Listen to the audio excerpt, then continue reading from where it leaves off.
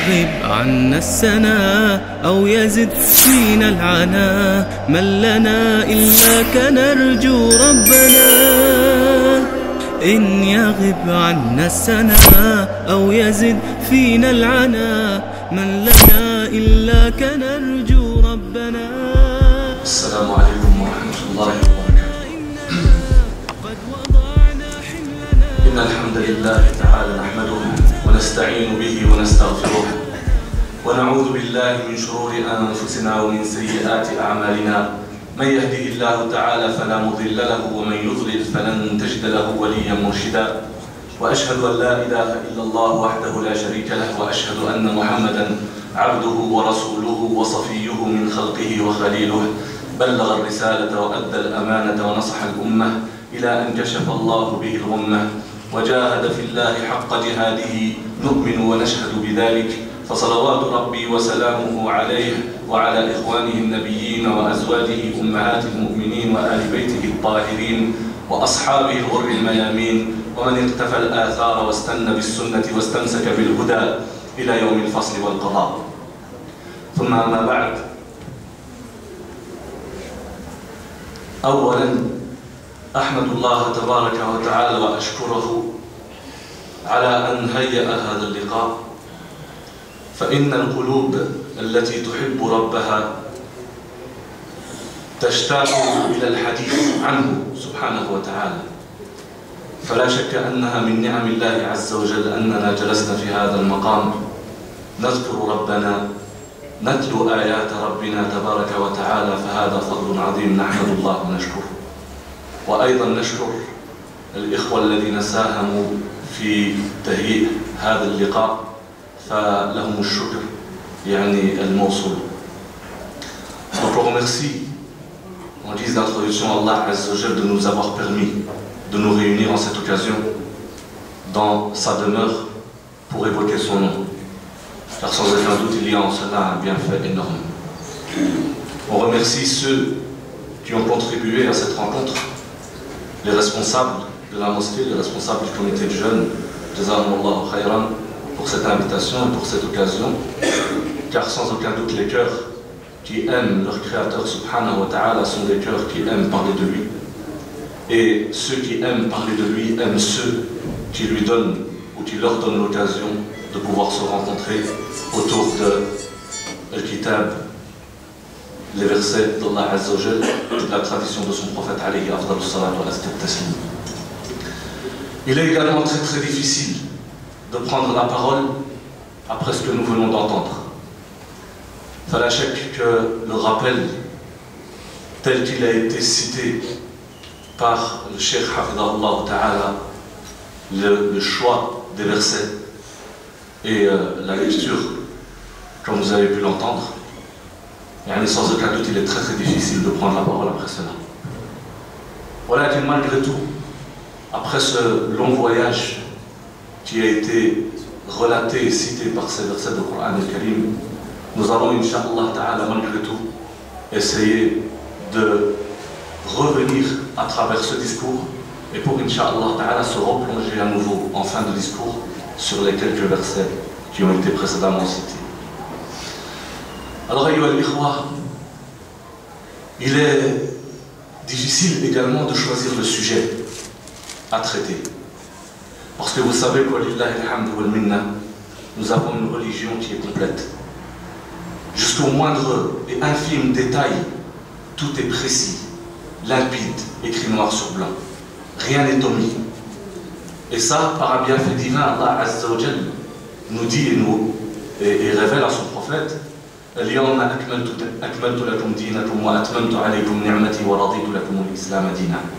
aujourd'hui, j'ai parachevé pour vous une religion et je vous ai comblé de mes bienfaits les plus absolus lorsque j'ai accepté et agréé l'islam pour vous en tant que foi et religion.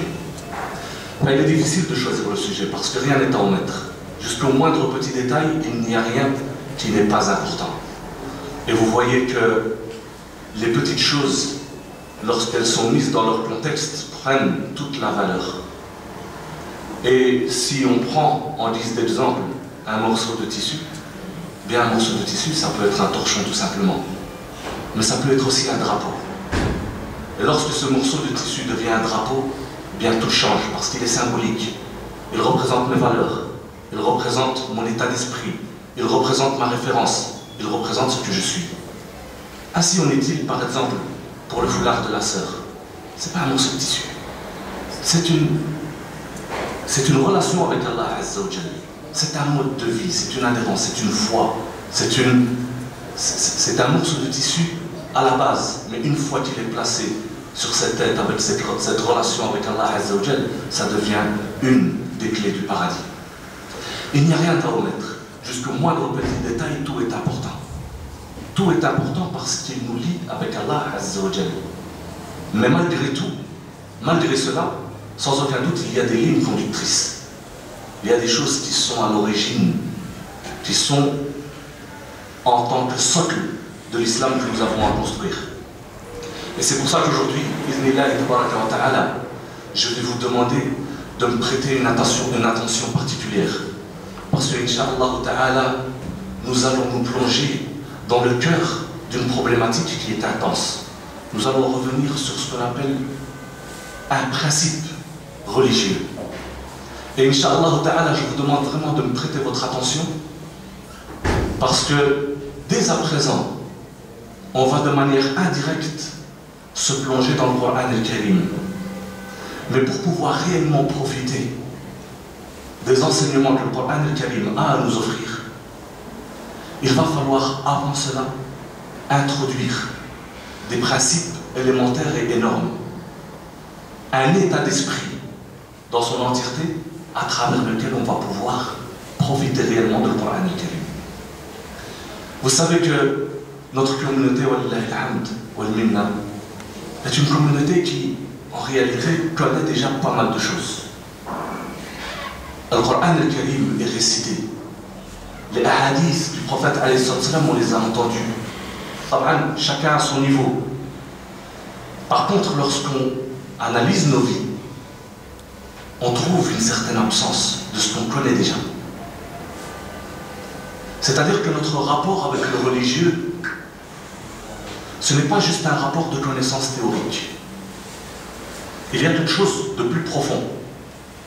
C'est que l'état d'esprit à travers lequel on récite ces versets, à travers lesquels on se lie aux paroles du prophète, c'est qu'il y a là un problème qui crée ce décalage entre ce que je connais et ce que j'applique. La connaissance, on en a besoin et on a toujours besoin d'évoluer et d'apprendre ce qu'on ne connaît pas. Mais il faut s'arrêter aussi sur ce qu'on connaît déjà. Il y a quand même pas mal de principes que nous connaissons et qui malgré tout sont absents dans nos vies. Cela prouve que le problème n'est pas uniquement un problème de connaissance, de savoir que c'est comme ci ou c'est comme ça. C'est bien ou c'est pas bien. C'est comme ça qu'Allah Azza wa Jalla, c'est ça qu'Allah Azza wa Jalla attend de nous ou pas. Il n'y a pas que ce rapport-là. C'est-à-dire que dans l'état d'esprit, à travers j'interagis avec ma foi, j'ai un problème. Et chacun peut le constater en fonction de son niveau. Nous sommes la communauté de Iqra. Nous sommes la communauté du livre. Nous sommes la communauté de la sunna du prophète alayhi salatu wassalam. Comment se fait-il que nous soyons le dernier wagon dans cette vie? Nous avons tous les éléments pour pouvoir être une locomotive. Pourquoi sommes-nous à l'arrière de la? Ça, c'est une problématique qui demande de revenir sur des principes élémentaires. Et Inch'Allah ta'ala, au fur et à mesure, Inch'Allah ta'ala, de cette rencontre, si Inch'Allah ta'ala vous me prêtez un petit peu votre attention, nous allons Inch'Allah ta'ala pouvoir essayer de se mettre réellement en accord dans l'état d'esprit afin d'interagir comme il se faut et comme il se doit avec le Coran al-Karim. Ayyuha al-ikhwatul kiram, ce discours est un discours qui s'adresse à tous. Il n'y a personne ici dans cette salle qui peut se permettre de dire ou de penser qu'il est au-delà de ce qui va être dit. Il y a des proportionnalités, c'est-à-dire tout le monde est visé. Et tout le monde a, Inch'Allah ta'ala, quelque chose à puiser. Commençons par celui qui parle. Il y a très certainement ceux qui sont en avance, si on peut dire ainsi. il y a ceux qui sont à mi-chemin, il y a ceux qui débutent, et il y a ceux également qui observent tout simplement. Et Inch'Allah ta'ala, tous, bi'idhnillahi tabaraka wa ta'ala, avons à méditer sur Inch'Allah ta'ala ce qui va être évoqué. Mais je tiens malgré tout à dire la chose suivante. C'est que ce discours sera lié en particulier à tous ceux et celles qui aspirent au bonheur, à tous ceux et celles qui cherchent et recherchent la réussite, à tous ceux et celles qui voient une lueur dans l'horizon, qui voient la lumière, qui ont envie d'y arriver et qui trébuchent jusqu'à présent. À tous ceux et celles qui savent, qui comprennent que leur réussite est dans la proximité de leur Créateur, subhanahu wa ta'ala. Mais malgré tout, il y a quelque chose qui les empêche, qui les bloque, qui les enchaîne. Ils se sentent emprisonnés. À tous ceux et celles qui glissent dans le péché, et que lorsqu'ils y sont, quelque part, au fin fond d'eux-mêmes, ils se disent, mais qu'est-ce que je fais là? Ce n'est pas ma place. À tous ceux et celles qui commettent le péché, et qui, une fois que celui-ci se termine et commis, ils rentrent chez eux et ils ont du mal à se regarder dans la glace. Ils ont honte d'eux-mêmes. Ils savent qu'ils ont été à la faute. Mais ils se sentent emprisonnés. Ils essayent de se libérer. Ils savent où se trouve et c'est où qu'il faut aller chercher le bonheur. Mais il y a un mur entre eux et celui-ci. À tous ceux et celles qui, dans leur vie, rencontrent toutes ces difficultés et qui n'arrivent pas à faire passer cette compréhension théorique au fait de réaliser profondément dans le fin fond des entrailles, de goûter, de sentir, de ressentir cette proximité avec Allah Azza wa Jalla. C'est en particulier à ces gens-là que je m'adresse. Même si, je le dis et je le répète, le discours est général, à tous. Chacun selon son niveau. Ayyuha al-ikhwatul kiram, nous sommes dans ce monde, et en particulier dans cet espace-temps dans lequel nous évoluons. Nous avons une foi à construire dans un monde qui va à l'encontre de toutes nos valeurs. Il n'y a rien dans ce monde qui nous aide et qui nous pousse. Tout nous empêche. Il y a une approche matérialiste qui est profonde, qui est intense, qui aveugle. Nous vivons et nous évoluons dans des sociétés où je suis ce que je possède. Je suis ce que j'ai. Je me résume à la somme qui est posée sur mon compte en banque. Je suis ce que je vois, ce que je touche, ce que j'entends, ce que je sens et ce que je goûte. L'être humain est résumé, et je dirais même rabaissé, à une valeur qui est mondaine.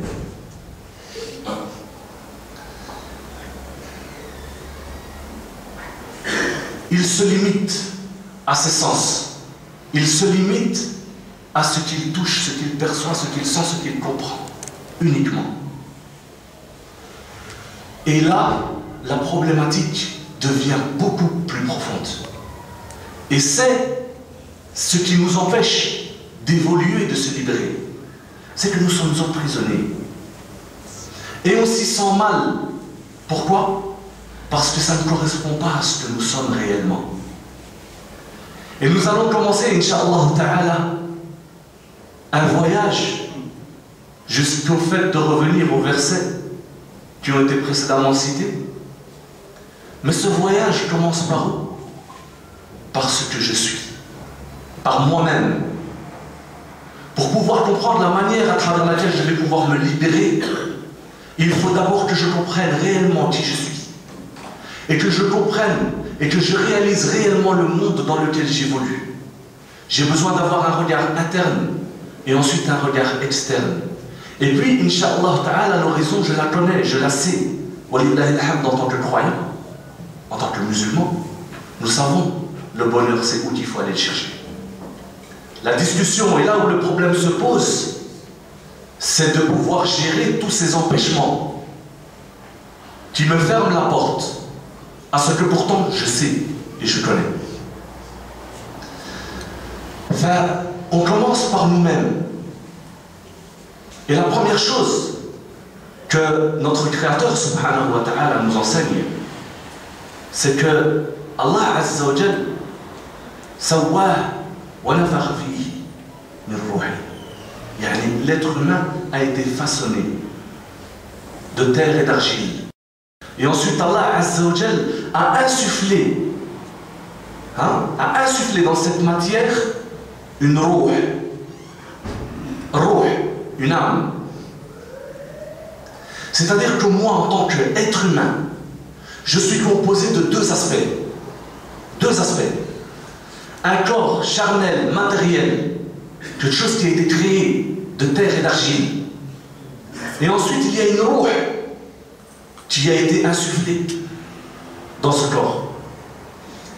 Et vous pouvez voir de manière encore plus profonde cela lorsque vous êtes face à quelqu'un qui vient de quitter ce bas monde. Il est là, il respire, et puis ça s'arrête. Alors, l'aspect concret, matériel, il est toujours là. Il y a toujours deux yeux, un nez, une bouche, toujours un cœur, toujours du sang, toujours de la chair, des os. Tout est là. Mais ça ne fonctionne plus. Qu'est-ce qui s'est passé? C'est cette âme qui était dans ce corps qui en est sortie. C'est ce qu'on appelle la mort. L'âme quitte le corps. Et en cela, il y a un signe pour nous. Pour dire que l'être humain ne se résume pas à cet aspect matériel. Il y a quelque chose d'autre en lui. Et celui qui veut vivre, s'il ne comprend pas cela, il va rester se vautrer dans l'ignorance. Celui qui essaye de goûter et de toucher au bonheur en ne nourrissant que son aspect matériel, il va dans le mur. Il ne sera jamais rassasié. Il ne se contentera jamais de ce qu'il a. Pourquoi? Parce qu'il y a une partie de lui qui a faim. Il y a une partie de lui qui est en train de mourir. Il essaye de la contenter, cette partie-là, en lui apportant un apport qui n'est pas digne de ce qu'elle est. L'âme, on ne peut pas la nourrir de ce qui est produit par la terre. On ne peut pas la nourrir uniquement de ce que je vois et ce que je touche. L'âme doit être nourrie par ce qui lui est propre. Elle n'a pas été créée de terre. Elle a besoin d'une autre nourriture. Et tant que celle-ci, je l'affame, je la laisse assoiffée, affamée, eh bien forcément, je ne peux pas trouver de quiétude, je ne peux pas trouver d'équilibre. Et j'ai beau me vautrer et prendre de plus en plus de ce bas monde, jamais je ne trouverai la tranquillité. Et Allah Azza wa Jalla nous le fait voir. Ceux qui représentent le mieux, la strate de la société qui représente le mieux, ceux qui ont pris le plus de dunya, c'est qui? C'est ce qu'on appelle les stars. Les stars. Vous voulez quoi? L'argent, c'est chez eux. Les femmes, c'est chez eux. Les voyages, les bateaux, les villas, les grandes maisons, les piscines, les belles voitures, etc. C'est chez eux. Pourquoi est-ce que ce monde-là est synonyme pour toute personne douée d'intelligence? C'est un monde qui est synonyme de quoi? De suicide, de drogue, d'ivresse, de divorce, etc. Pourquoi? Prendre dunya ce que tu veux. Jamais de la vie, tu ne pourras trouver la quiétude. Pour la simple bonne raison, c'est que en toi, en ce que tu es, il y a une partie qui est en train de mourir. Et tant que tu la laisses dans cet état-là, il est hors de question de pouvoir aspirer à la réussite. Mustahil. C'est impossible. Donc d'abord, je comprends ce que je suis. Je suis un être humain. J'ai besoin de deux apports. J'ai besoin de répondre à deux demandes qui vont pouvoir me permettre, Inch'Allah ta'ala, de trouver l'équilibre et de me mettre en concordance avec ce que je suis. Ça, c'est la première introduction. Ensuite, après m'être analysé intérieurement, j'ai besoin de comprendre le monde qui se dresse devant moi. Et l'être humain vit dans un monde qui vient s'intercaler entre deux espaces, entre deux systèmes de valeurs. Celui du règne animal, celui du règne des bestiaux, et également celui de ce qu'on appelle Alamul Malaika, le monde des anges, le monde de la dévotion, de la proximité d'Allah Azza wa Jal. Ceux qui représentent le mieux ce monde-là, c'est les anges. Al-Malaika al-Muqarrabun, les anges qui sont auprès, en proximité de leur Créateur subhanahu wa ta'ala, qui se soumettent pleinement et complètement à sa volonté. L'être humain est entre ces deux mondes-là. Il a une partie de lui qui le pousse et qui le prend et qui est attiré par le règne animal. Parce qu'une partie de lui, c'est un corps matériel. Et ensuite, il y a une partie de lui qui aspire à s'élever, à se rapprocher de Malaikatul Kiram, qui sont auprès de leur Seigneur. Les ressembler dans leur dévotion. L'être humain est entre ces deux mondes-là. Est entre ces deux valeurs-là. Et parfois, il va se résumer au monde animal, oubliant son aspect spirituel et oubliant ce deuxième monde. Et il va à ce moment-là se limiter à être quoi? À être un animal. Je mange, je bois, je dors, je me reproduis et j'ai une progéniture. Je m'abrite et je joue. Ça résume ce monde animal. Je me résume à ça. C'est-à-dire que, en faisant cela, je divorce d'une partie de moi-même. Je tue une partie de moi-même. Et je m'abonne complètement à la deuxième partie. Et à ce moment-là, je ressemble au monde animal. Et Allah Azza wa Jalla relate cela. Ceux-là sont comme les bestiaux. Et bien plus bas que ceci. Pourquoi? Parce que le monde animal n'a pas une conscience. Il est régi par son monde de manière naturelle. L'être humain vaut bien plus. Il est amené à s'élever. Il est amené à chercher cette proximité avec Allah Azza wa Jalla. Il est amené à quelque chose qui est au-delà de la bassesse du monde animal. Et Allah Azza wa Jalla lui a donné l'élément qui va lui permettre de s'élever, c'est la conscience. Chose de laquelle a été privé le règne animal. Donc lorsque lui, il se résume à cela, il devient bien plus bas que l'animal lui-même. Puisqu'il n'a pas utilisé sa conscience, c'est bien plus grave.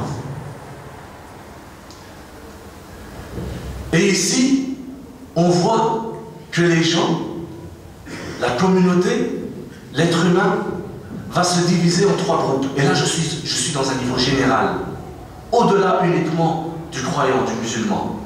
Je parle au niveau de l'être humain. Il y a ceux et celles qui vont se plonger dans le mondial, comme on vient de le dire. Il y a en contrepartie, et ceux-là sont peu, ceux et celles qui vont se plonger dans le spirituel, dans l'âme, dans la métaphysique, comme on appelle, et ils vont oublier, ils vont délaisser, dénigrer ils vont faire mourir le côté du corps. Et puis, il y a le message de l'islam. Et le message de l'islam veut quoi? Il veut que tu trouves l'équilibre.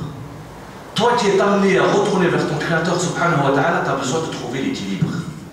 L'équilibre entre ton corps et ce monde de matériel, et ton âme et ce monde du spirituel de l'Malaïkatul Kiram.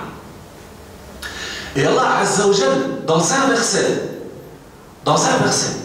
nous relate et nous décrit cette réalité dans toute son intensité. Il dit, subhanahu wa ta'ala, وَابْتَغِ فِي مَا آتَاكَ اللَّهُ الدَّارَ الْآخِرَةَ وَلَا تَنْسَ نَصِيبَكَ مِنَ الدُّنْيَا. Ce verset est profond, il est intense. Pourquoi? Parce qu'il nous révèle tout ce que j'ai essayé d'évoquer jusqu'à présent. Il nous révèle que nous sommes d'un corps et d'une âme, et qu'il ne faut délaisser ni l'un ni l'autre. Celui qui se plonge dans le dunya à en faire mourir l'âme, celui-là, jamais de sa vie, il ne trouvera le bonheur. Celui qui se plonge dans le spirituel, dans un spirituel imaginé, délaissant complètement son aspect corporel, celui-là également, jamais de sa vie, il ne sera rassasié. Allah Azza wa Jalla nous dit non, il faut les deux. Vous êtes ainsi fait. Je vous ai créé de la sorte. Vous avez besoin des deux. Walakin également dans ce verset, Allah Azza wa Jalla met un sens. Naam, il faut allier les deux. Tu as besoin d'une spiritualité et tu as besoin de répondre à un besoin corporel. Walakin Allah Azza wa Jalla met un sens. D'abord, ta proximité avec Allah Azza wa Jalla. Et ensuite, le mondain. Et ça, on le voit dans le sharia. Walillah alhamdulillah, nous ne sommes pas une sharia dans laquelle le célibat a été légiféré. Où il faut aller à l'encontre de ce que nous sommes au niveau du corps. L'être humain a besoin d'avoir une compagnie, a besoin d'une épouse.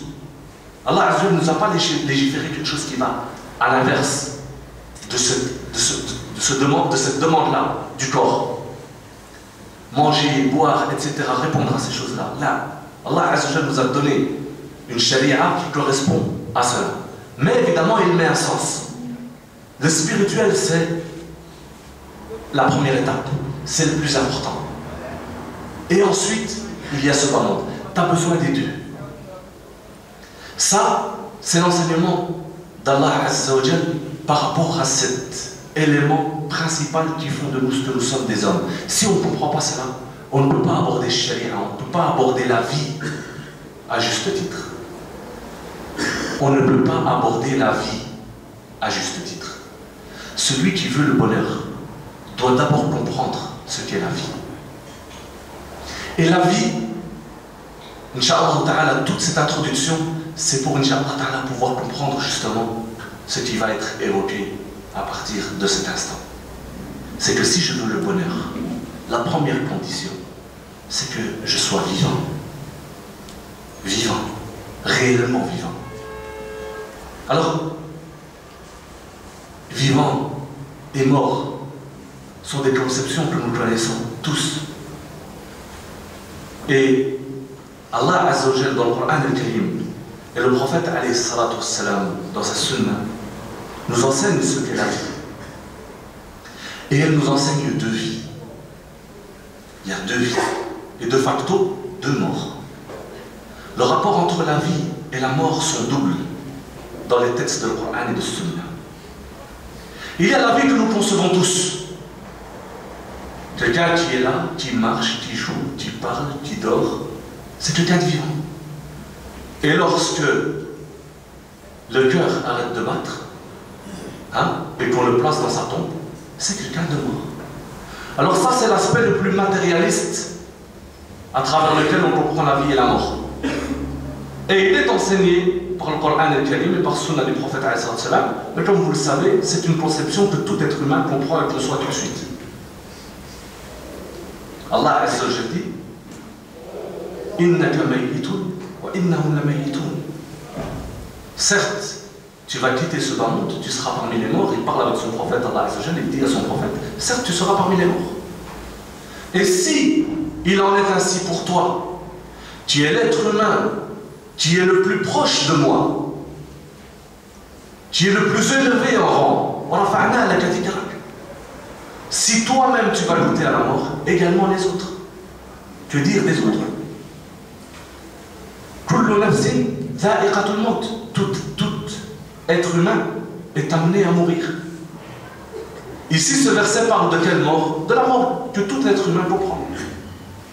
Et à l'inverse, il y a la vie, celle que tout être humain comprend.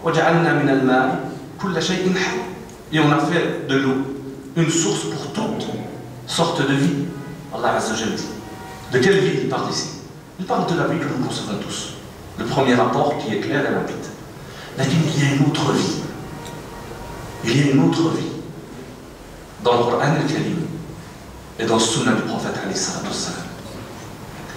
Et la première vie, en réalité, ne doit pas être celle qui nous préoccupe. Parce qu'elle n'est pas de notre ressort. Nous n'avons pas décidé de vivre. Et nous ne décidons pas de la mort. On ne la choisit pas. Elle vient bartakan, comme Allah Azza wa Jalla dit. Ce n'est pas de notre ressort. Donc ce n'est pas elle qui doit nous préoccuper. Ce n'est pas le mot, celle-là, la première, qui doit nous préoccuper. Ni la première vie qui doit nous préoccuper. Puisque cela elle lui revient à lui, subhanahu wa ta'ala. La réalité, là où tout se passe, c'est dans la deuxième vie. Allah Azza wa Jalla dit à son prophète, وَمَا أَنْتَ بِمُسْمِعٍ مَنْ فِي الْقُبُورِ. Tu n'es pas capable, il n'est pas de ton ressort, ce n'est pas ta mission de faire transmettre le message à ceux qui sont dans leur tombe.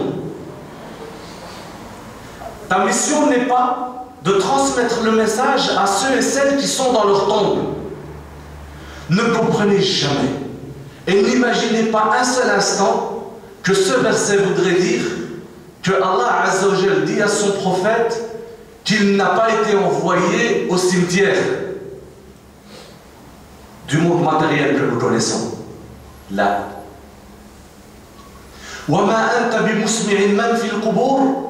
Cela veut dire quoi? Cela veut dire qu'il ne te revient pas. Il ne te revient pas. N'est pas de ta mission de faire vivre ceux qui sont dans leur tombe. Celle-ci, le corps. Le corps. La tombe ici dans ce verset-là, c'est le corps de l'être humain. Pourquoi est-ce qu'Allah Azza wa Jalla qualifie ce corps de qabr? Pourquoi? Parce que tous ceux et celles qui se sont plongés dans le mondain s'y sont enfoncés jusqu'à en faire mourir leur âme et leur cœur. Et lorsque le cœur est mort, l'âme qui rapproche d'Allah Azza wa Jalla meurt avec elle. Et elle meurt où? Dans quoi? Dans le corps. Elle est emprisonnée dans ce corps. Et elle y meurt. Naam, il est là, il marche. Mais ce n'est pas un être humain, c'est une tombe qui marche sur la terre. C'est le mort avant le mort. C'est la mort avant la mort. Celle dans laquelle on pense que cette vie c'est juste manger et boire. C'est une vie charnelle dans la mort spirituelle. Vous comprenez ça? Il y a une autre conception de la vie et donc une autre conception de la mort. L'insan, il ne réagit plus. Il voit, il entend, il sent, il touche, il goûte, il réfléchit. Il a devant lui les signes de la création dans leur entièreté. As-sama, al-ard, al-shams, al-qamar, al-bihar, al-nujum, al-anhar. Les cieux, la terre, le soleil, la lune, les océans, les mers, les rivières, les forêts, les. وَفِي أَنفُسِكُمْ أنفسكم, mais en vous-même, toi-même. Analyse-toi, réfléchis sur toi-même. Tous ces signes de la création. Et rajoute à cela tous les signes de la révélation. آيات لو أنزلت على الجبال لرأيتها خاشعة متصدعة من خشية الله. Des versets, s'ils étaient révélés sur des montagnes, tu les verrais fondre en poussière. Des versets dans lesquels il y a la profondeur des sens de la vie, où il y a les secrets, les trésors de la proximité d'Allah Azza wa Jal, où il y a une vérité et une réalité éclatante. Mais lui, il ne voit rien. Il ne réagit à rien. Tout cela, et il reste aveugle, sourd, muet, comme Allah Azza wa Jal relate dans le Coran al-Karim. Mort, comme Allah Azza wa Jal dit dans le Coran al-Karim. Non pas qu'il est aveugle, qu'il ne voit pas, qu'il n'entend pas les mots, ou qu'il ne voit pas la personne qui est en face de lui. Il est aveugle et sourd par rapport à la révélation d'Allah Azza wa Jal. Son cœur est scellé, mort, par rapport à la proximité d'Allah Azza wa Jal.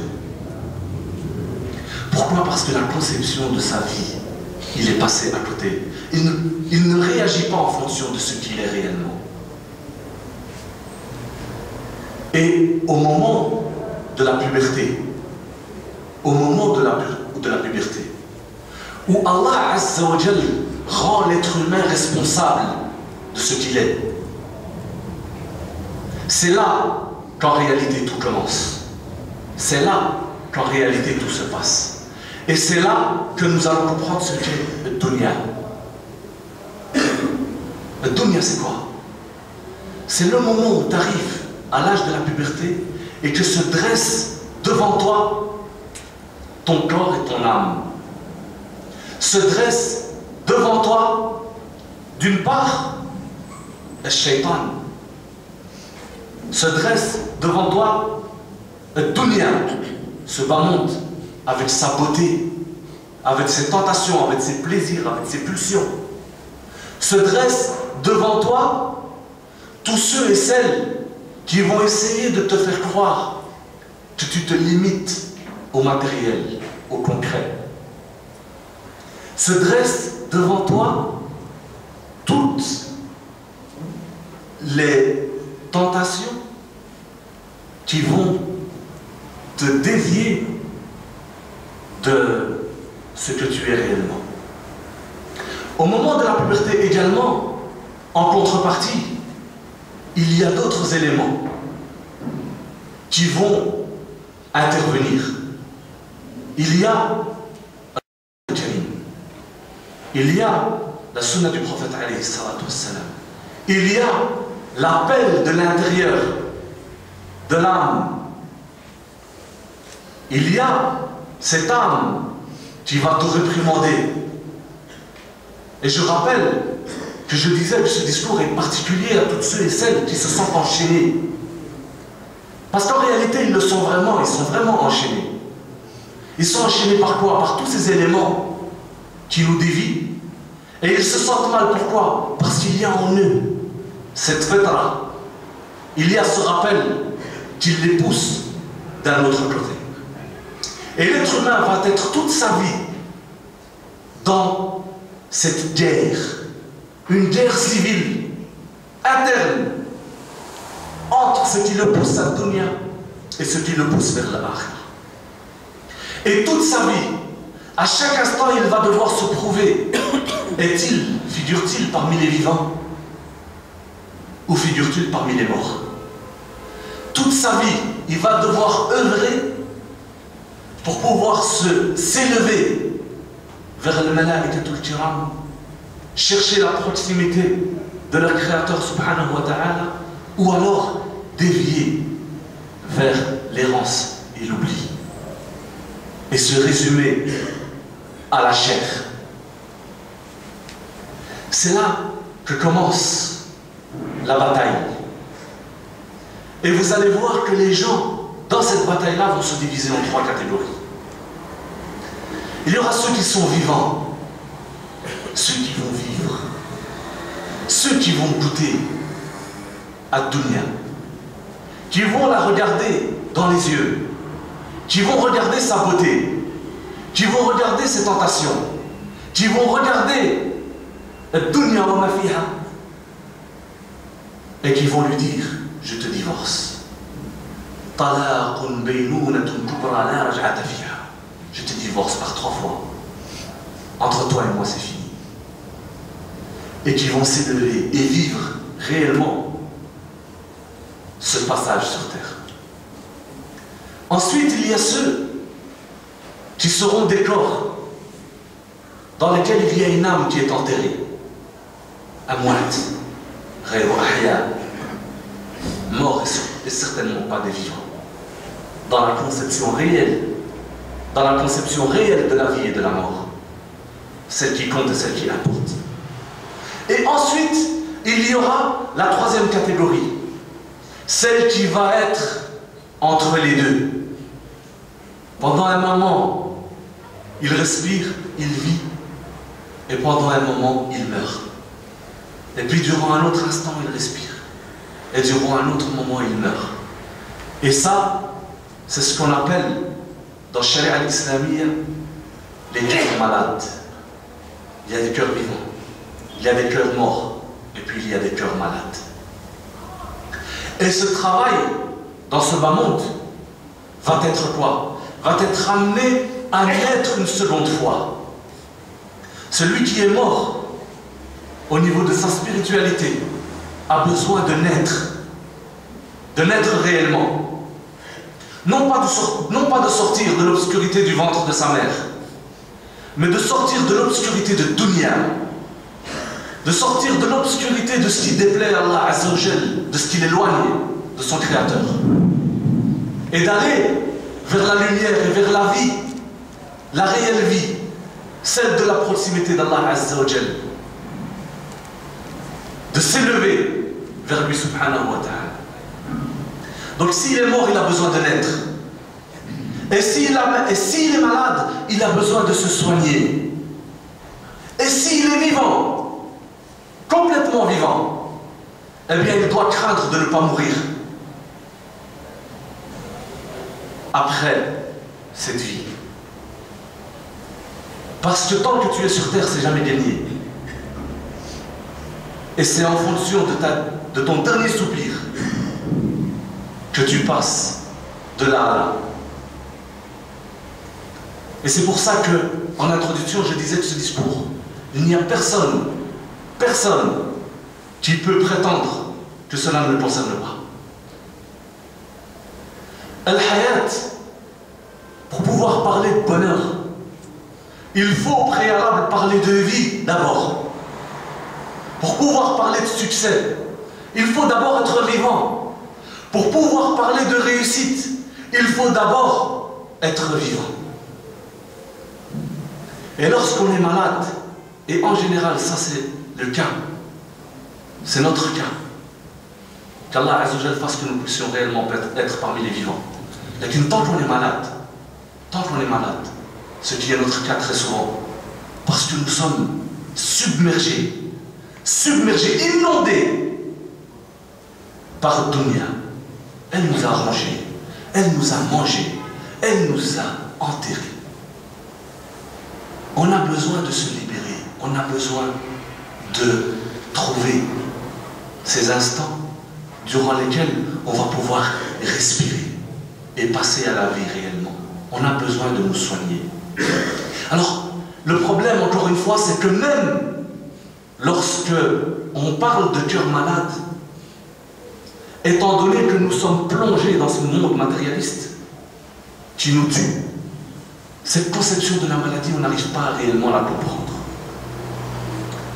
Alors permettez-moi de malheureusement essayer de lui donner une image qui est à la hauteur de, malheureusement, le monde qui nous régit, une image mondaine. Vous savez, lorsque vous êtes malade et enrhumé, bien vous mangez une pomme et ça n'a pas de goût. Vous mangez un steak et ça n'a pas de goût. Ça a le même goût que la pomme. Vous mangez ce que vous mangez et vous ne sentez rien, il n'y a pas de goût. Pourtant votre langue est là, la salive elle est là. N'est-ce pas? Mais pourtant, vous ne sentez rien, il n'y a pas de goût. Eh bien, c'est ainsi pour le cœur. Ainsi, il en est pour l'âme. On récite les versets de Coran al-Karim. Alhamdulillah wa lillahi alhamdulillah, nous sommes fi Ramadan.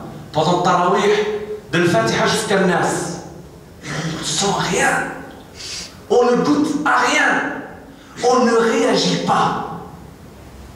Allah Azza wa Jal nous parle avec nous. Subhanahu wa ta'ala. Il est l'excellent. Il est le parfait. Il parle avec les pécheurs, al-masakin, les pauvres tels que nous, ceux qui sont dignes d'être mis dans les oubliettes, ceux à qui on ne devrait même pas adresser la parole. Malgré tout, il, subhanahu wa ta'ala, lui avec une lettre majuscule, parle avec nous. Il nous fait cet honneur de s'adresser à nous. Et on ne réagit pas. C'est ça le cœur malade. Le cœur malade, c'est quand tu penses que l'islam, que le fait d'être droit, c'est bien, parce que ça c'est l'appel de l'âme. Mais il y a une partie de toi, tu te dis, bien plus tard, laisse-moi m'amuser maintenant. Laisse-moi profiter. Profiter de quoi? Profiter de quoi? C'est-à-dire que quelque part, si je reviens à l'enseignement d'Allah Azza wa Jal, je m'emprisonne. Le cœur malade, il inverse le processus. Il fait de la prison de Dunya un paradis. Et il fait du paradis d'Allah Azza wa Jal une prison. Parce qu'il ne goûte pas. Il ouvre le Coran al-Karim quand il l'ouvre. Il lit les versets quand il les lit. Mais il ne réagit pas. Il vient à la mosquée. Il prie. Allahu Akbar, ruku', sujoud. Mais il ne sent rien. Alors que l'endroit duquel le pécheur, le miskin, le faqir, le dhaif, le dhaloum, le jahoul, cet être humain est le plus proche de l'hayy, le qayyum, le jabbar, le mutakabbir, khaliq al-khalq. C'est lorsqu'il est sajid, lorsqu'il est en prosternation. Comment est-ce que lui qui est aussi bas se retrouve dans une situation qui est aussi élevée, ne réagit pas? C'est pas parce que le sujoud et le ruku' sont une prison. C'est parce que son cœur est malade. Et peu importe où est-ce qu'il va aller, son cœur sera toujours malade. Il ne pourra pas se libérer. Yastahil, c'est impossible. Tu veux te libérer, c'est là. Tu ne goûtes pas, tu ne touches, tu ne sens pas, tu ne ressens pas. Naam. D'accord. Ça, il faut l'admettre. C'est vrai que parfois, on vient, on se jette, on lit le Coran, mais on ne sent pas. Cela ne veut pas dire que le bonheur n'est pas là. Cela veut dire que nous sommes malades. Cela veut dire que nous avons à nous soigner. C'est là le problème. Il est là le cœur du problème. C'est que notre âme est morte. Et comment serait-elle vivante alors que nous sommes plongés sans arrêt dans ce corps et dans cette dunya, emprisonnés par ce bas monde? Il est impossible de passer de là au fait de sentir cette proximité intense et de vraiment goûter au bonheur d'un instant à l'autre. Ça se travaille, ça se mérite, ça va se chercher. Tu es malade, tu ne goûtes pas, avec la langue, va te soigner, prends des médicaments. Mais ne reste pas dans l'état dans lequel tu es. Parce que si tu changes la pomme en un steak, eh bien, ce sera la même chose. Et si tu changes le steak en un cadavre mort, eh bien, ce sera encore la même chose, même s'il est beau. Même s'il est beau le cadavre mort, même s'il est embelli, enjolivé. parle de dunya, de ce cadavre qui est dunya, cette tige-là, elle nous attire pourquoi? Parce qu'elle a été enjolivée, pas parce qu'elle est belle. Zouyina linnas hubbu shahawat. Zouyina. Méditez sur ce verset. Allah Azza wa Jalla dit quoi? Il dit, elle a été enjolivée. Telle une femme que tu habilles de la manière la plus attirante, que tu maquilles de la manière la plus attirante, tu masques, tu caches, tu camoufles tous ces défauts. Et la nuit de noces, tu es étonné et tu te rends compte que c'est un cadavre. Parce que tu n'as pas fait la différence entre le maquillage et la beauté. Hakada dunya. Cette dunya, Allah nous dit qu'elle a été enjolivée, mais qu'elle n'est pas belle. Au contraire, le prophète ne nous a-t-il pas enseigné que dunya, avec toute sa beauté et tout ce qu'elle comporte, ne vaut pas auprès d'Allah l'aile d'un moustique? Le prophète ne nous a-t-il pas enseigné qu'un morceau de bâton, fi jannat al-na'im, dans les hauts jardins du paradis, sont bien plus énormes et bien plus beaux que toute dunya en fiha? Le prophète ne nous a-t-il pas enseigné que ce bas monde comparé à la vie future, c'est comme si tu trempes ton index dans un océan et que tu l'en fasses sortir? Tu prends quoi avec toi? Une goutte? Une demi-goutte? 2 gouttes? De l'océan? De l'akhirah? Comment est-ce que cette dunya qui est ainsi qualifiée puisse nous rendre nos cœurs malades, nous empêcher de profiter de la réelle satisfaction, du réel bonheur, celle de Jannat al-Na'im? Vous avez lu les versets du Coran al-Karim lorsqu'il nous parle de Jannah, de ce qu'il y a dans Jannat al-Na'im. Cherchez aujourd'hui de ce bas monde. Posez-vous la question, je vous pose la question, je me pose la question à l'instant. Qu'est-ce que j'aimerais le plus de ce bas monde? Qu'est-ce que j'aimerais le plus avoir de ce bas monde? Réponds à cette question. Après y avoir répondu, tu vas te rendre compte. Tu vas te rendre compte de quoi? Tu vas te rendre compte que ce que tu as voulu de ce bas monde, c'est une infime partie de cette dunya. Une toute petite partie de dunya. Nos plus grands rêves de dunya, c'est une petite partie de dunya. Le prophète nous enseigne que toute dunya, pas une partie, dunya dans son entièreté, elle n'équivaut pas auprès d'Allah Azza wa Jalla comparé à la rétribution qu'il a promis à ses serviteurs. Même pas l'aile d'un moustique. Toute dunya.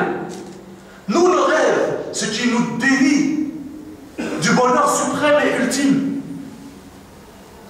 de la proximité d'Allah Azza wa Jalla, c'est quoi? C'est même pas cette aile de moustique. C'est une infime partie de l'aile de moustique. Et quel est le plus grand délice du paradis? Le plus grand. Non, il y a des délices. Ils sont innombrables. Mais le plus grand c'est lequel? C'est de pouvoir contempler son Créateur subhanahu wa ta'ala. Yawm al-Mazid. Le jour où il y aura une rétribution bien plus grande que ce qu'ils ont eu. Allah Azza wa Jalla appelle les gens du paradis. Et il leur dit, êtes-vous satisfaits? Ils disent oui. Il leur dit, voulez-vous quelque chose en plus? Et là, les gens du paradis sont étonnés. Quelque chose en plus? Mais que pourrions-nous avoir de plus? Ils n'arrivent pas à imaginer un bonheur plus intense que le Jannah. Ils n'arrivent pas. Et ils disent à leur Créateur, mais que vas-tu nous délivrer? Que vas-tu nous offrir de plus? Il dit subhanahu wa ta'ala, et c'est à ce moment-là que le hijab, que le voile qui les prive de leur Créateur est retiré. Ils contemplent leur Créateur subhanahu wa ta'ala. Et ça, c'est le délice le plus intense, le plus complet de Jannat al-Na'im. Ici-bas, il y a l'avant-première. Et l'avant-première de ce délice le plus intense que Ahl al-Jannah n'ont même pas pu imaginer. Ce délice-là, c'est au moment où tu sajid devant Rabb al-Alamin, au moment où tu te prosternes. C'est à ce moment-là que tu trouves cette proximité. Peut-être pas de pouvoir le regarder, parce que ça se mérite encore d'une certaine autre manière. Et cette vie d'ici-bas, c'est une vie de passage, et durant laquelle il n'y a pas la rétribution. La rétribution se passe dans le jour des comptes. Et c'est à ce moment-là que tu vas pouvoir réellement t'épanouir. Là, ici-bas, il y a les prémices, l'introduction. Et c'est le seul endroit, et c'est la seule manière durant laquelle tu vas pouvoir, peut-être, si il y a une sincérité dans ta démarche, réellement trouver cet équilibre et ce bonheur que tu cherches. Tu cherches le succès, tu cherches, essaye de comprendre réellement qui tu es, dans quoi tu évolues, c'est quoi la conception de cette vie. Et, comme vous avez pu le constater, il y a dans le Sharia al-Islamiyya, dans la loi divine, une autre conception de la vie que celle du monde matériel dans lequel nous sommes. C'est que le monde dans lequel nous évoluons et la société dans laquelle nous évoluons se maintient, s'impose, se limite à comprendre la vie comme étant ce passage sur terre. Point. Et lorsque l'âme quitte le corps, c'est un point final pour eux. Nous, walillah alhamd, nous savons que non. Nous savons que cette vie, c'est un corps et une âme. C'est un monde entre le monde bestial et le monde des anges. Nous savons qu'ici se joue le fait de me rabaisser, de m'emprisonner dans ce bas monde ou de me libérer vers mon Créateur subhanahu wa ta'ala. Et nous savons également que cette vie, elle est un passage, elle est une virgule, elle n'est pas un point final. La conception de la vie dans Sharia al-Islamiyya, dans les textes, elle est au-delà du moment où je quitte ce bas monde. Au contraire, ce bas monde n'est même pas réellement une vie. C'est pas là réellement une vie. C'est l'introduction. Et vous allez voir que celui qui a pris de ce bas monde le plus possible et qui pensait qu'il vivait réellement, qu'est-ce que le Coran al-Karim nous enseigne de lui? Il nous enseigne que le jour où il quitte ce bas monde, il va dire quoi? Laytani qaddamtu limada li hayati. Si seulement j'avais investi pour ma vie. La seule et unique vie qu'il reconnaît à ce moment-là, c'est la vie future, lorsqu'il est face à elle. Et il se rend compte que cette vie en réalité que nous sommes en train de vivre, entre guillemets, ce n'est pas la vie réelle. Ce n'est pas réellement la vie. Et Allah Azza wa Jalla nous dit, la vie réelle c'est quoi? C'est ici-bas, quand tu réalises que tu as un corps et une âme et que tu commences à évoluer vers Allah Azza wa Jalla. Et surtout, au moment où on te dit, c'est par là. Udkhulu ila al-jannah. Et Allah Azza wa Jalla, il parle de ces instants-là et il dit, wa inna ad-dar al-akhirata la hiya al-hayawan.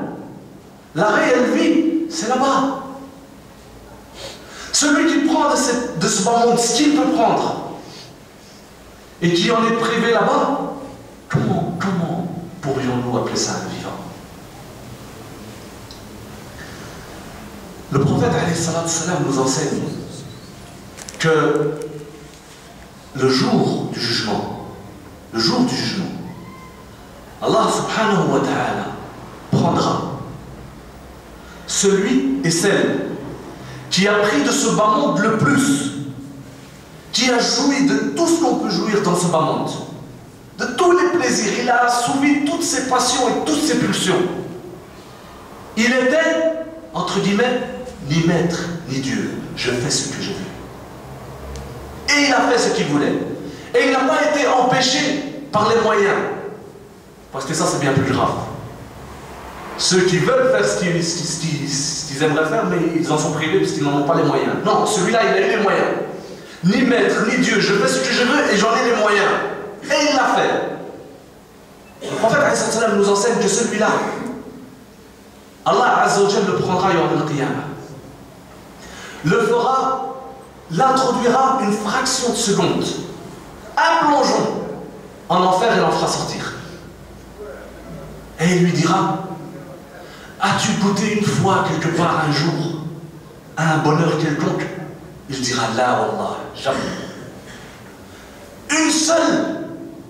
Un seul plongeon en enfer lui a fait oublier toutes ses passions et toutes ses pulsions. En contrepartie, Allah Azza wa Jal prendra un parmi les gens du paradis, il en prendra un, celui qui a souffert le plus dans ce bas monde, celui qui a été éprouvé. Il a perdu son épouse, il a perdu sa vue, la vue du regard, le cœur vivant, le cœur voit. Alhamdulillah min ahl al-jannah. Il a été éprouvé par. Lisez la vie des prophètes, lisez Ayyub, lisez alayhi salatu wassalam, lisez ceux qui ont été réellement éprouvés et pleinement et qui ont malgré tout gardé le cap vers le Créateur subhanahu wa ta'ala. Allah Azza wa Jalla y prendra un d'entre eux et le plongera une seule fois au paradis. Et il lui sera dit: as-tu déjà goûté une souffrance quelque part un jour? Il ne s'en souvient plus. La wallah, jamais. Un seul plongeon en enfer, un seul plongeon au paradis. Et regardez comment la mémoire d'être humain est effacée. Pour vous dire combien ce monde est dérisoire. Ainsi, Allah Azza wa Jalla nous parle de la vie, la réelle vie. Je suis malade. Je n'arrive pas à goûter à ce que je suis en train de vous dire. Je le sais, théoriquement. Mais cette information a du mal à faire son chemin pour arriver dans mon cœur et que je puisse réellement le réaliser. Que je le réalise au moment où je viens à la mosquée et je dis Allahu Akbar. Que je le réalise au moment où je jeûne. Que je le réalise au moment où je vais faire le hajj, au moment où je fais l'aumône, au moment où je baisse le regard, au moment où je porte le foulard pour les sœurs, au moment où je m'habille décemment, au moment où je choisis le mariage pour assouvir mes pulsions, au moment où, tous les moments où j'évolue vers Allah Azza wa Jalla, j'ai du mal à goûter à ce qu'on appelle la douceur de la foi. Et ça, c'est le réel bonheur. Ça, c'est le réel bonheur. Le réel bonheur, c'est une fois être vivant, une fois avoir concrétisé la vie, je goûte à celle-ci. Je goûte à celle-ci parce que je me nourris corps et âme, et l'âme avant le corps. Je cherche à m'élever et je réalise que le bonheur suprême et ultime, c'est pas dans ce bas monde, c'est dans l'au-delà. Et je goûte malgré tout aux prémices. Et je trouve cette quiétude de la foi. Et je goûte à la proximité de Rabbil Alamin. Comme disait Cheikh l'Islam Ibn Taymiyyah, il disait, il y a un paradis, n'est-ce pas? N'entre pas à ce paradis-là celui qui ne rentre pas au paradis de Dunya. Et c'est quoi le paradis de Dunya? Le paradis de Dunya, c'est cet instant durant la nuit où tout le monde dort et que toi tu t'élèves. Tu t'élèves en récitant les versets de ton Créateur. Le moment où tu parles avec lui, le moment où tu te prosternes devant lui, où tu réalises ô combien tu es petit et ô combien il est grand, subhanahu wa ta'ala. Le moment où tu récites ces versets et tu sais qu'Allah Azza wa Jalla te parle. Le moment où tu vas vers lui avec cette sincérité. Et peu importe toutes ces choses qui vont te détourner, tu fais l'effort. Tu as du mal au début, tu ne ressens pas parce que tu es malade, mais tu fais l'effort. Et lorsque tu fais l'effort, tu montres à ton Créateur subhanahu wa ta'ala que na'am, tu veux, que na'am, tu aimes, que na'am, tu as envie de t'approcher de lui. Allah Azza wa Jalla ne te laissera pas. Musta'il, fais un pas vers lui, il en fera deux, et ainsi de suite. Combat cette maladie, travaille là, et instant après instant, tu vas, Inch'Allah Ta'ala, investir pour recevoir. Et tout doucement et au fur et à mesure, tu vas commencer à sentir la douceur de la foi, à y goûter. Tu sais ce que tu fais. Tu goûtes à salat, tu goûtes à siyam, tu goûtes. Le cœur goûte. Naam, il goûte. Il goûte à la proximité de son Créateur, subhanahu wa ta'ala. Et ça, c'est Jannat al-Dunya. Ça, c'est la réussite et le bonheur. Et Allah Azza wa Jal nous donne des moyens pour concrétiser cela. Et parmi les moyens qu'Allah Azza wa Jal nous donne, c'est surtout et en particulier le Coran al-Karim. Allah Azza wa Jal a qualifié ce livre comme étant Ruh. وكذلك أوحينا إليك روحا من أمرنا ما كنت تدري ما الكتاب ولا الإيمان. Et ainsi, Allah Azza wa Jal a révélé son Coran sur son prophète, alayhi salatu wassalam. Et regardez comment est-ce qu'il l'a appelé Ruh. Parce que le Coran al-Karim, c'est lui qui alimente le Ruh. C'est lui qui alimente le Ruh. Et Allah Azza wa Jal dit à son prophète, Ma kunta tadri mal kitab wa l'iman. Tu ne savais pas ce qu'était le livre. Lakin le Nabi sallallahu alayhi wa sallam bu'ith. C'est quoi le ba'th dans la langue arabe? Le ba'th dans la langue arabe a deux sens. A le fait de révéler, d'envoyer. Hein? وَمَا كُنَّا مُعَذِّبِينَ حَتَّى نَبْعَثَ رَسُولًا. Le fait d'envoyer. Tu as un messager et tu envoies le message. Le ba'th. Mais il y a un autre sens dans le ba'th. C'est quoi? C'est l'ihya. Le fait de vivre. فَأَمَاتَهُ اللَّهُ مِئَةَ عَامٍ ثُمَّ بَعْثَهُ. Ici, le ba'th dans ce verset, c'est quoi? C'est le fait de vivre. Et regardez comment est-ce que le message de Rabb al-Alamin a été qualifié de ba'th. Tu veux vivre, il faut le wahi. Le wahi, il est vie. Si tu veux nourrir l'âme, à rien ne sert de lui donner l'assouvissement de certaines passions. Parce que, regardez le péché. Quand tu te vautres dans le péché et que tu as commis celui-ci, eh bien, au moment où tu le commets, peut-être que tu te dis, c'est pas aussi bien que ce que je pensais. Et une fois que tu l'as commis, il ne reste plus rien, tu l'oublies tout de suite. Le sentiment, le bonheur que tu as eu, entre guillemets, bonheur, que tu as eu durant le moment du péché, ben il s'arrête tout de suite après. Le poète disait, La khayra fi laddatin ba'daha an-nar. Quel bonheur y a-t-il? Quel plaisir y a-t-il dans l'assouvissement d'une pulsion qui est suivie par nar?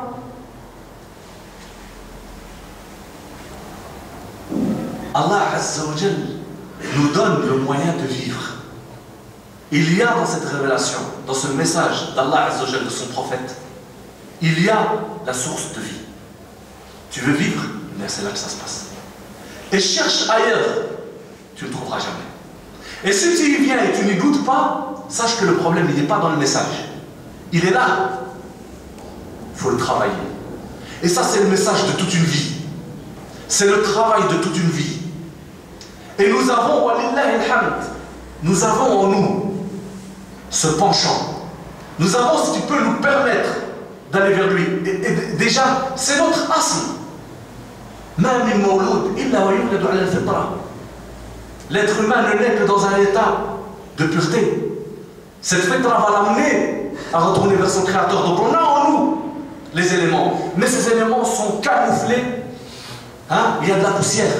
Il y a des tonnes de poussière de ce monde matériel qui nous prive. Il faut déblayer. Il faut se débarrasser. Il faut purifier. قد أفلح من زكاها وقد خاب من دساها. Celui qui a fait ce travail, qui a purifié, au lieu de remettre en cause le message, de remettre en cause la législation, remets-toi en cause toi-même. Déblaye, nettoie, purifie. Et ensuite, au fur et à mesure, tu vas goûter, sentir et ressentir. Et là uniquement, tu vas pouvoir, Inch'Allah Ta'ala, t'élever. Et tu vas pouvoir te libérer de cette prison dans laquelle tu as enterré ton âme. Parmi les meilleurs moyens de concrétiser cela, il y a deux choses. Celle qu'on vient de précédemment citer, de voir dans le wahi, tu veux te faire vivre, tu veux t'alimenter, alimenter ton âme, il faut t'arrêter à la pompe. Et la pompe, c'est Qala Allah, Qala Rasulullah sallallahu alayhi wa sallam. Concevoir, comprendre, savoir, mais pas uniquement. Il faut que cette conception, que ce savoir, que cette information que j'ai englobée puisse se traduire dans ma vie. Man amila salihan min dhakarin aw untha wa huwa mu'min falanuhyiyannahu hayatan tayyiba wa lanajziyannahum ajrahum bi ahsani ma kanu ya'malun. Ceux d'entre vous et celles qui agissent en bien, qui font des bonnes actions, qui reviennent vers leur Créateur, en cherchant une proximité. Et ça, c'est ce qui est voulu par wa huwa mu'min. Parce que man amila salihan, celui qui fait une bonne action, en général, il est mu'min. Pourquoi est-ce qu'Allah dit wa huwa mu'min? Ça intensifie ce rapport. C'est-à-dire qu'au moment où je fais l'acte adoratoire, je cherche la proximité d'Allah. Je ne le fais pas uniquement de manière mécanique. J'aborde même la spiritualité avec le mondain. Ça, c'est le problème de notre maladie. As-salat, je fais comme ça, je fais comme ça, je fais comme ça, je fais comme ça. Et c'est important. C'est important. Lakin, wa huwa mu'min. Pendant que je fais ça également, j'ai ce travail durant lequel je cherche cette proximité avec Allah Azza wa Jal. Je vais intervenir dans chaque fait et geste que j'accomplis, la recherche de la proximité d'Allah Azza wa Jal. À partir de ce moment-là, Allah Azza wa Jal dit quoi? La rétribution, c'est quoi? Regardez comment est-ce qu'Allah Azza wa Jal a allié les deux aspects. On va le faire vivre. Vivre réellement. Et en plus, il dit, il qualifie cette vie, subhanahu wa ta'ala, de tayyiba. Et ça, c'est le bonheur. Et tout ce que j'ai essayé d'évoquer se résume dans ce verset. Vivre. Et une fois que tu vis, à ce moment-là, tu peux aspirer au bonheur. Mais tant que tu es mort, tu vas être dans une éternelle quête sans jamais te rassasier. D'abord, cherche le chemin de la vie. Et lorsque tu es vivant, Allah Azza wa Jal te guidera vers le bonheur. C'est là et là uniquement. La vie est sa condition. Et le hayat, et le fait de goûter au bonheur, tayyiba, c'est sa rétribution d'ici-bas. C'est ce que déjà tu reçois en avance. Une avance sur salaire, comme on dit. Lakin la réelle rétribution, wala najziyannahum ajrahum. Ça c'est là-bas. Là où c'est al-hayawan, la vie, haqiqatan, dans son pur sens du mot. Et ce qui nous aide, c'est méditer le Coran et le Karim, le comprendre, l'appliquer même si on a du mal, parce que c'est un travail. Je dois me purifier, je dois laver, je dois nettoyer. Donc il faut se forcer, et toujours en essayant de faire vivre cette spiritualité, cette proximité d'Allah Azza wa Jal. Et tout doucement, au fur et à mesure, on va commencer à goûter. Et pour cela également, se rappeler le voyage et la vie future. Se rappeler les versets, la hadith de la vie future. Parce que bientôt, tu es dans le tombe. Bientôt, tu vas te retrouver dans cette obscurité. Où tu n'auras comme voisin que des vers qui vont faire un festin, qui vont se faire de toi un festin. Le moment où il n'y a plus personne avec toi, où tes amis sont plus là, où ton travail n'est pas là, où tes préoccupations ne sont pas là. Note cette tombe et son obscurité. Le moment où tu as en face de toi Munkarun wa Nakir qui vient te poser ces questions. Quel est ton Seigneur? Quelle est ta profession de foi? Que dis-tu sur cet homme qui te fut envoyé? Le moment où Allah Azza wa Jalla dit ثم نفخ فيه أخرى فإذا هم قيام ينظرون. Allah Azza wa Jalla donnera l'ordre de souffler dans la trompe une seconde fois, et Allah Azza wa Jalla ressuscitera tous ces corps, et à ce moment-là ils verront réellement. Méditez où Allah Azza wa Jalla nous dit waqifuhum innahum mas'ouloun. Arrêtez-les, aujourd'hui on va les questionner. Le moment où Allah Azza wa Jalla nous dit et nous enseigne وَكُلُّهُمْ آتِيهِ يَوْمَ الْقِيَامَةِ فَرْدًا. Chacun d'entre nous, on va comparaître devant lui, isolé. Celui qui sait toutes choses, celui qui a le parfait savoir de chaque instant, chaque mot, à chaque fraction de seconde, ce que tu as fait, ce que tu as dit, etc. Tu es face à lui aujourd'hui. Yani, le moment où Allah Azza wa Jalla nous dit que fariqun fil jannah wa fariqun fil sa'ir, une partie de la création sera invitée vers le paradis, alors que d'autres seront poussés en enfer. Le moment où Allah Azza wa Jalla nous dit khudouhu faghulluhu thumma al-jahim fasalluhu thumma fi silsilatin dar'uha 70 dhira'an faslukuhu. Prenez-le, enchaînez-le et poussez-le dans les abîmes du châtiment douloureux. Où Allah Azza wa Jalla nous dit innal muttaqina fi jannatin wa nahar fi maq'adi sidqin 'inda malikin muqtadir.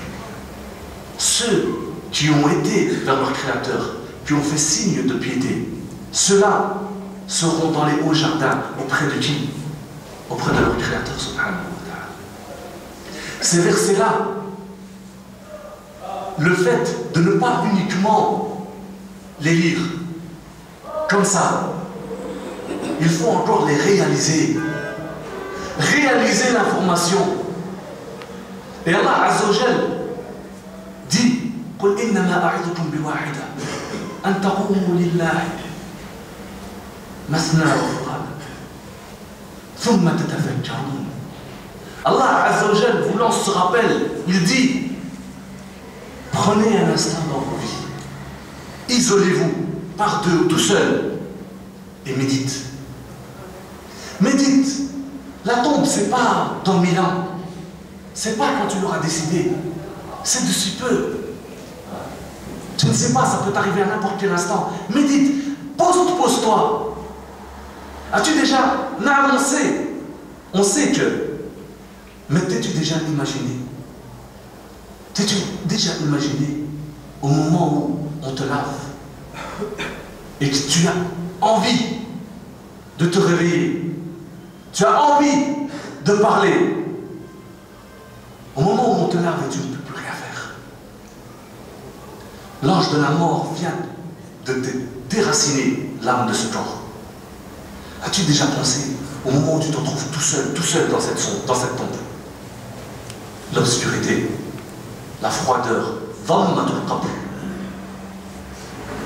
As-tu déjà médité le moment où tu es face? Le moment où tu es face, il est là, l'ange de la mort est en face de toi. Munkarun wa Nakir il est en face de toi. Le moment où tu es devant Allah Azza wa Jalla, et toi tu sais. Chacun d'entre nous, on sait ce qu'on a fait et ce qu'on n'a pas fait. Tu es face à Allah Azza wa Jalla et tu sais que tu as une lettre ouverte devant lui. As-tu déjà pensé réellement?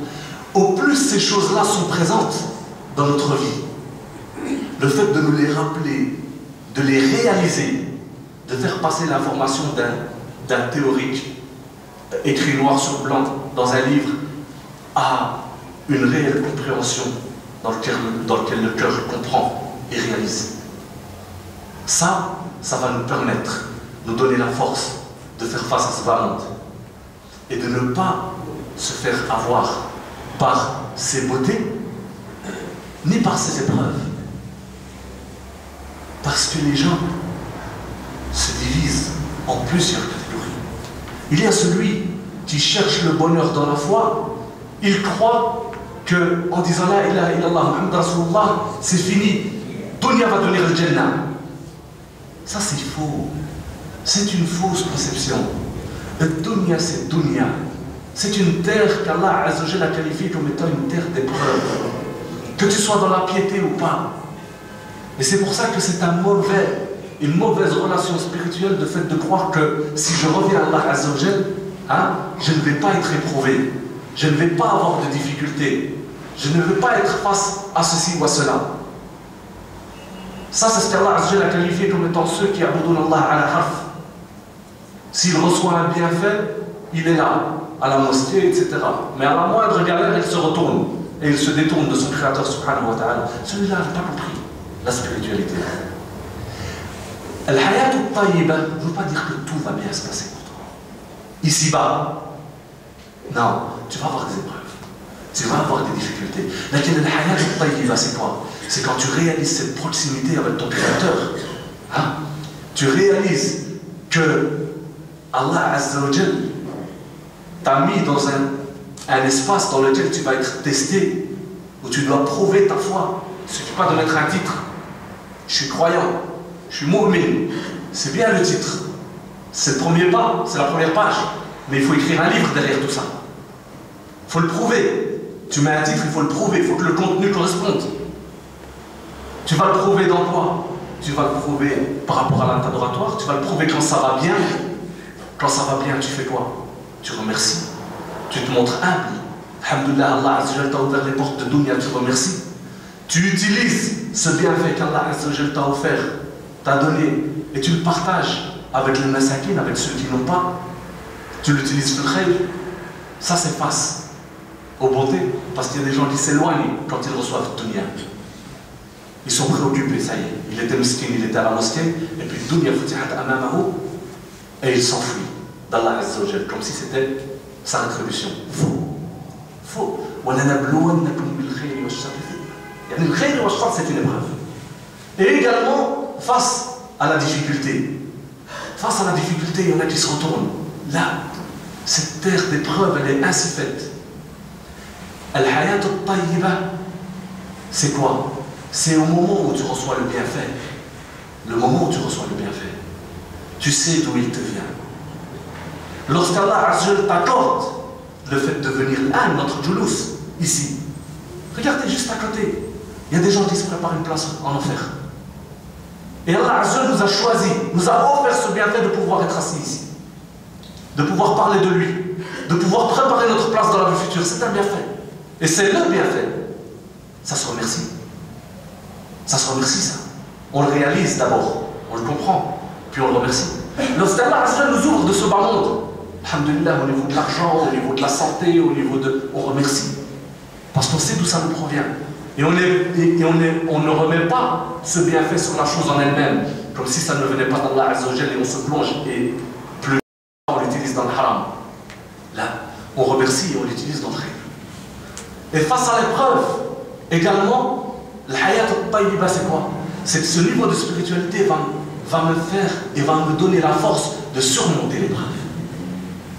De surmonter l'épreuve. Et ça, c'est l'hayat al-tayyiba. Ça ne veut pas dire que tu ne vas pas avoir. Non, tu auras. Ben, Allah Azzawajal et le prophète sallallahu alayhi wa sallam nous enseignent que ceux qui ont le plus d'épreuves, c'est l'anbiya. Ceux qui ont concrétisé la plus grande des vies, proprement dit. Lakin Allah Azzawajal leur donne la force de surmonter, de patienter, de dire Ya Rab, cette épreuve, je sais d'où elle me vient. Sache Ya Rab que je suis sincère dans ma démarche. Sache Ya Rab que peu importe ce qui se passe, c'est vers toi que je reviens. Et ça, c'est le fameux Inna lillahi wa inna ilayhi raji'un. Ton fils est mort. Tu dis quoi? Ya wayla, ya je sais pas. Là, ou bien tu dis Inna lillahi wa inna ilayhi raji'un. Allah donne et Allah reprend. Ce lien, l'iman, lorsqu'on le goûte, il nous donne cette force de surmonter l'épreuve. Ya Rab, tu veux voir si je suis sincère? Tu veux mettre en évidence le fait que je suis sincère et que tu le sais. Aslan, je te le prouve. Je prouve ce titre que je me suis donné. Mu'min, je le prouve face à l'épreuve. Et ça, c'est l'inwan de Salah. C'est l'adresse du bonheur. Le prophète alayhi salatu salam nous dit quoi? Il nous dit alayhi salatu salam que le croyant, tout est un bienfait pour lui. Si un malheur l'atteint, il patiente, il s'en remet à son Créateur et c'est mieux pour lui. Si un bienfait l'atteint, il se montre gratifiant et il remercie son Créateur subhanahu wa ta'ala. Et le prophète sallallahu alayhi wa sallam dit ensuite, et cela n'est que pour les croyants. Ça, c'est à partir de ce moment-là et avec tous ces éléments qu'on peut essayer de pouvoir préparer et espérer atteindre le bonheur ici-bas et dans l'au-delà. Et ça, c'est toute la différence entre celui qui croit et qui ne croit pas. Entre celui qui croit, mais qui est endormi, engourdi, emprisonné, de celui qui est éveillé, vivant. وستذكرون ما أقول لكم وأفوض أمري إلى الله. Vous vous rappellerez de ce que je vous ai dit et je m'en remets à mon Créateur. Ça, c'est un verset dans le Coran. ستذكرون ما أقول لكم وأفوض أمري إلى الله. أقول قولي هذا وأستغفر الله لي ولكم ولسائر المسلمين من كل ذنب وخطيئة فاستغفروه وتوبوا إليه وآخر دعوانا أن الحمد لله رب العالمين وصلى اللهم وسلم وبارك عليه على نبينا محمد وعلى آله وصحبه أجمعين.